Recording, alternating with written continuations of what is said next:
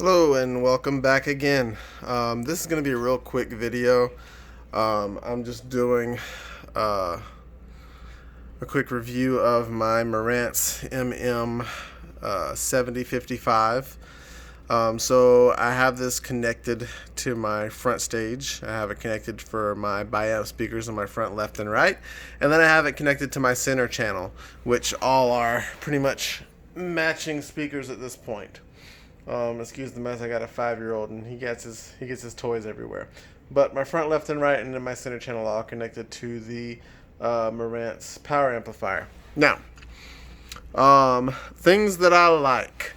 I definitely like that aesthetically it matches my Marantz SR7013. I feel like they're almost perfect matches in that aspect. You'll notice that this one does happen to have like a little scratch right here. It's not bad. It's got some oily fingerprints, but those can be taken off. I can get some cleaner and get that taken off. But otherwise, it's in good shape for being a used model.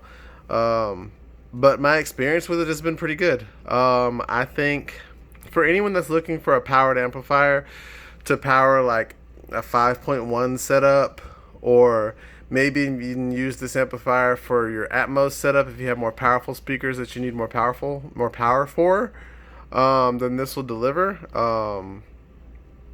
It'd be great for that. The power output is rated at about 140 watts, 2 channels driven, which is really pretty good, except for the fact that my speakers need a little bit more drive than what this can provide. I was actually able to, even with just 2 channels driven, I was able to have the protection circuit on this trip. Now, I kind of made a mistake, and it may have been on my behalf that the protection circuit tripped. I had signal running in for channels without the channels being driven, and I'm not sure, but I think that may have caused it to heat up, just because of how Class AB amplifiers work, and that could have been what tripped the protection circuit. But even still, I found that when I turned my speakers up to a certain level, it still began to clip, and that's just because my speakers are they're power hungry monsters that want to take everything that they can take. Yeah, they're rated for like, I want to say the top part of my speakers is rated for right around 240 watts, while the lower section is rated for somewhere around I want to say 300 watts. So total, my speakers are rated for, somewhere around 540, 600 watts, somewhere in that neighborhood. Of course, because I DIY'd everything as far as my speakers go, without, going and running some more testing, I wouldn't really know the exact wattage they can handle. And of course, all that changes with impedance, because the impedance will go up and down depending on the speaker, the frequencies that are being played.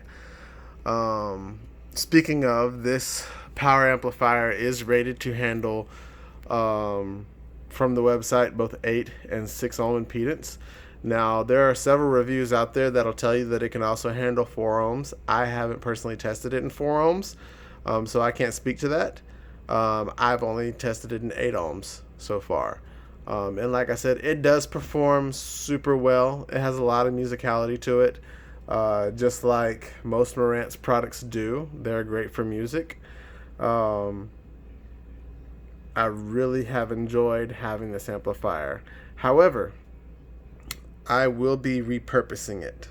I'm not going to be using this amplifier for at least all of my front stage going forward. I have made the decision to swap it out for my front stage. Now, I'll still be using it, but I'm going to use it for my center and my rear channels for the time being. So that'll free up my receiver completely from having to drive any speakers. Now, that doesn't mean that the heat will have less heat from the receiver of the AVR, only because you can't turn off the amplifiers. Even if you're using all the preamp outs, you still can't turn off the amplifiers. Now, I think in some of the newer Denon models that they're coming out with this year that they just got announced, they have now given the option to turn off the amplifiers.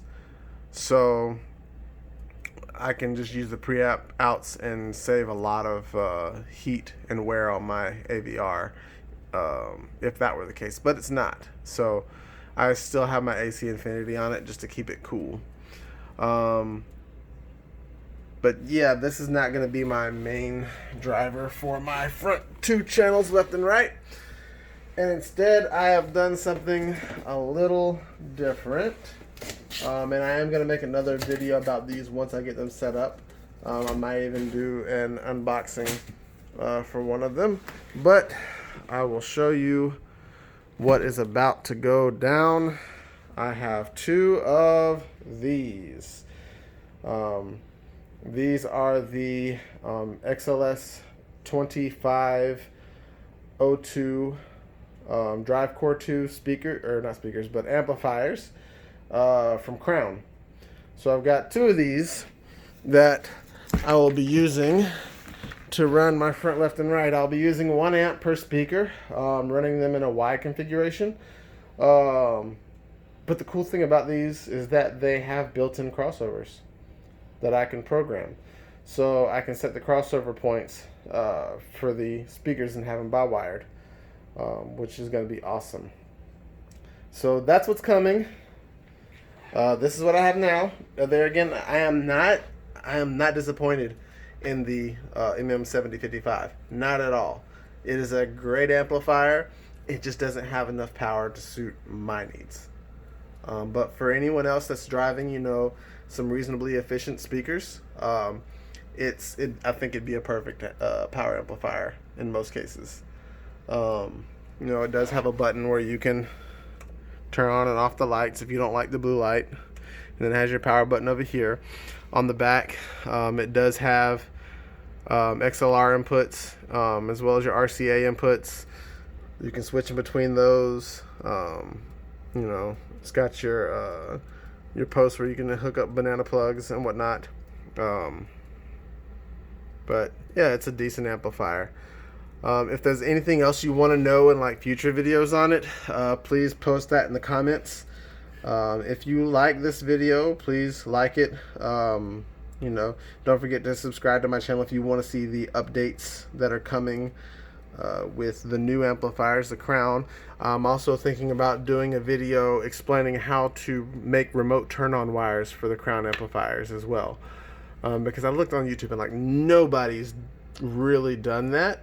So I think it might be something that people might want to know, as Class D amplifiers I think are starting to make more ground in the, I won't say hi-fi area, but at least the home theater space.